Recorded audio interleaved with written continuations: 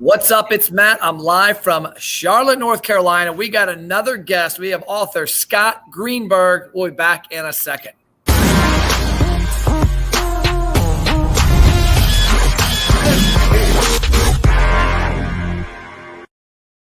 Scott, what's going on? Not much. Good to be with you. So tell the audience who you are, your background, and where you're located, and all that good stuff. Sure. I'll start with where I'm located. I'm coming to you from Los Angeles, California right now.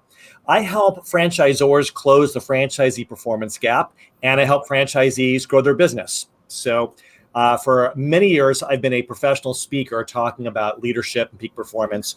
For 10 years, I was a multi-unit franchise business owner with Edible Arrangements.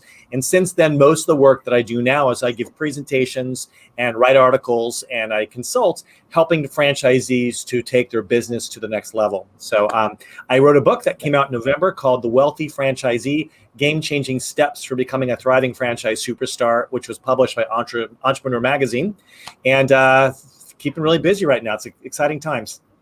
I've got the book. It's on my desk in my office. I wish I would have remembered it when we pulled away from Northern Kentucky to drive the Sprinter down here to Charlotte, but it's a great book. I've read bits and pieces. I read kind of weird. I look at the table of contents and I'm like, oh, I like that. And I read it. And then I end up at halftime reading the wrong chapter, the same chapter like 5 times. But love the book. By the way, it's available on Amazon, a couple other places. If you do buy it on Amazon, make sure you leave a great review once you read it, because those help authors out a lot. So my first question is talking about your experience at Edible Arrangements. I know you were one of the top sellers. You were great at customer service, ranked highly with them. What did you do with those two topics to get there? Because I know I talked to a franchise yesterday that's down in the Boca Raton, Florida area, and they're struggling. And it's wild because the corporate office couldn't really give them feedback on why they're struggling and why they can't sell food. And, there's a lot of things sometimes that there's a gap that franchisors sometimes don't fill to the franchisees. What did you find was what helped you get success with regards to, I'm sure the customer service led to the sales aspect, but what kind of piggybacked in there? Well, what I learned is for anybody who's running a business, there's 3 factors that impact the results you get. Only one of which the franchisor can and should really help you with. So the first one is everything circumstantial. So that's all those outside things that impact the business, such as the competition, such as the regulatory environment, the weather, certainly the pandemic. And right now, of course, it's the labor market, which is very tough. It's hard to find people. So we don't control these things, but a lot of franchisees expect that their franchisors should. They'll say, well, there's a pandemic. The government has shut us down. So what are you going to do about it? And franchisor, often they're scratching their head. They can't control the economy or the pandemic. All they can do is change the second factor, which is operations, in response to the circumstances. So first is everything circumstantial. The second thing is everything operational. That's what the franchisor should be an expert in. So that's their recipes and their marketing strategies and their systems and all those things that make them who they are. And that's what a franchisee pays the franchisor to teach them. Now the belief is that, well, if I just follow the system and work really hard, I'm going to be successful. But the franchise world proves that that's not true. Yeah. Because in every franchise system, you'll find 2 franchisees working the same system, working very hard, but getting very different results. And that is because of this third factor, which is everything human. It's what the franchisee brings to the business that the franchisor can't control. So that's the franchisee's ability to keep a clear head, to make the choice to stick to the system, their ability to inspire their employees, to connect with customers. It's their ability to formulate trust with their franchisor, to lean into change. It's all that people stuff, those thoughts and emotions and culture elements that directly impact how well we execute our work. And so you can rely on your franchisor for the operational piece, but the human piece, that's really what separates top franchisees from everyone else. And that's what I learned from doing it and from writing my book and working with so many franchisees over the years and interviewing them.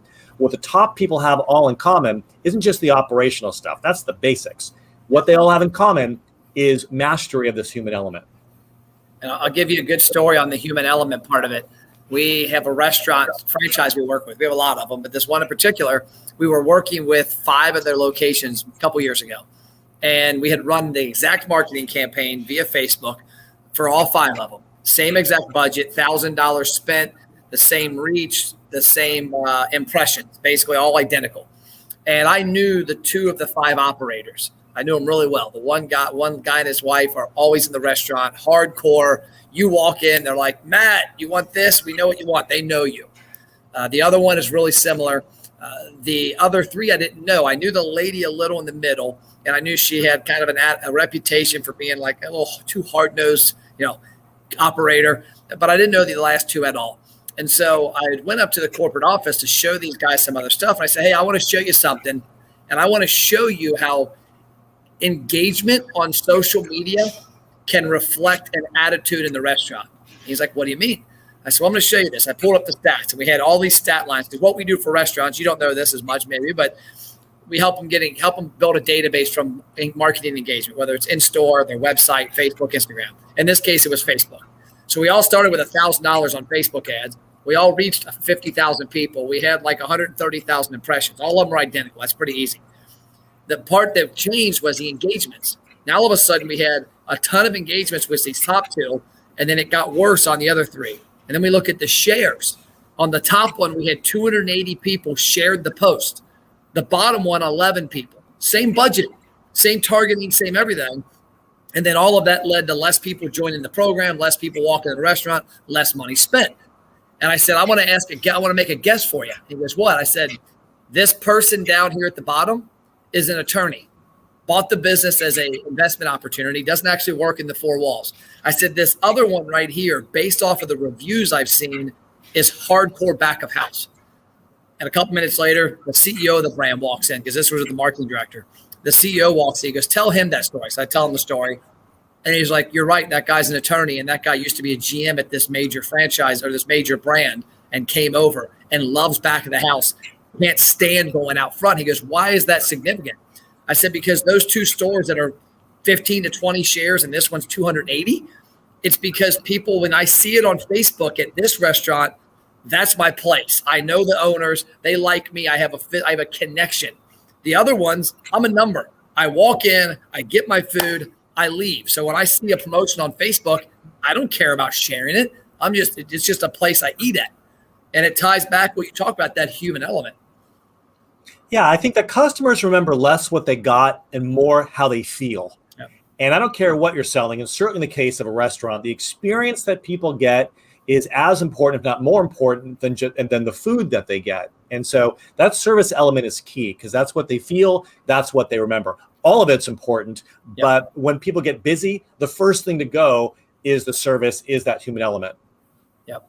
So let's talk about, when I look at the book, and I know some of the sub-headlines you've had in there, the game-changing steps to becoming a franchise superstar. I know we can't put them all. What would be your top 2 things? Let's imagine a franchisee is watching this and it's like, man, XYZ franchise in San Antonio is doing 30 grand a week. I'm doing 18.5. What would be a couple things you would tell them, 1 or 2 things to bridge that gap that are probably they're not doing?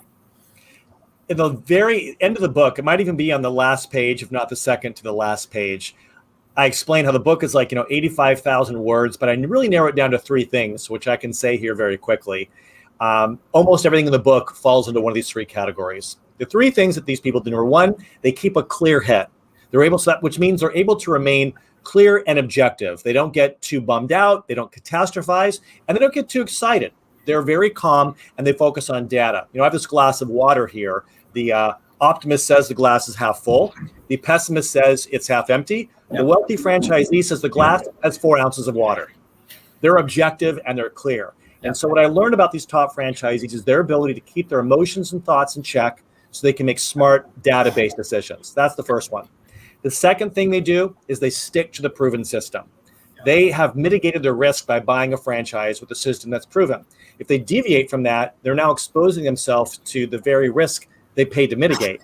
So they trust their franchisor. If they have an idea, they'll discuss it with them, but they don't deviate. No one said they got rich by going rogue. The third thing, and this is along the lines of what we've been talking about, is they use their business to improve the lives of everyone it touches. Their vendors, their employees, certainly their customers, and their community. So with every interaction, they're looking to elevate the life of those around them. Even if it's small, nuanced ways, they believe that their restaurant, their business exists to improve others' lives. So anybody who stops by even just for 30 seconds to grab something, they leave a little bit better and a little bit happier than they were to begin with, as opposed to just facilitating transactions or directing employees' work. So keep a clear head, stick to the system, use your business to improve the lives of others. So 2 things I want to unpack there that really resonate with me. Number one, you bought a franchise to mitigate risk. You're buying it because, like, I was at Pete's Expo a few years ago, and this guy that I knew that was there, he's walking around to all the booths and like, this cheese, this sauce, like, what are you doing? What do you guys like? I'm going to launch a pizza concept, my own brand. I said, why not buy a franchise? And it was funny. He's like, I don't know. I'm like, dude, they've already done that. Like, find a franchise you love that you think has a great support system and do it. But I'm amazed. I've actually heard from franchisors. I had on my podcast, MPTV, an owner of a sub shop up in New Jersey about a month ago. And he said, Matt, we'll have a franchise that starts doing well. And then like a month in, they changed the macaroni and cheese to their grandma's macaroni and cheese. We're like, no. This is the macaroni and cheese. People are expecting this at every restaurant. And I think that's a key element. The other part in there, and I think this gets overlooked a lot, and I think I resonate with it more than ever because I've been a vendor. When I worked in radio advertising, I was a radio executive. I called on businesses. I was a vendor. My company now is a vendor, but I also own businesses.